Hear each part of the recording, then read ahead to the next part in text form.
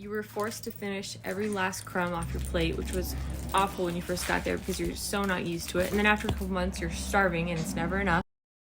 Food was the one thing we enjoyed they couldn't take away from us because we would die, so they made it as miserable as possible. One of my first nights there, I couldn't finish a plate of pasta. I was throwing up. They were forcing me to eat it while giving me punishments for throwing up, and they made everybody stay up and watch me do it all night.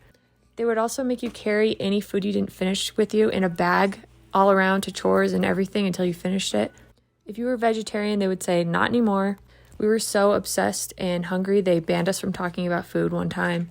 They also forgot to feed me while I was on the chair. We cooked all of our own food. Sometimes it'd be one girl who was on the cook challenge, so she'd have to cook for everybody. Stay up all night, like prepping and dishes, whatever. Same thing over and over. So every morning we'd have 2 boiled eggs with no salt or pepper and cornflakes. And half the time they didn't have milk, so they would just put powdered milk on top of it and then add water to a bowl of cornflakes. Lunch was very boring, basic, meat and cheese on wheat with a stick of celery. Then we'd eat the same 5 things for dinner over and over and over. It would be like rice, beans, meat, pasta noodles, no condiments, no dressing. If there was salad, it'd just be lettuce. Yeah, and a lot of girls weren't good at cooking, so they would burn it and it'd be disgusting. You still eat it. And we didn't have an oven. We made everything on a fire pit.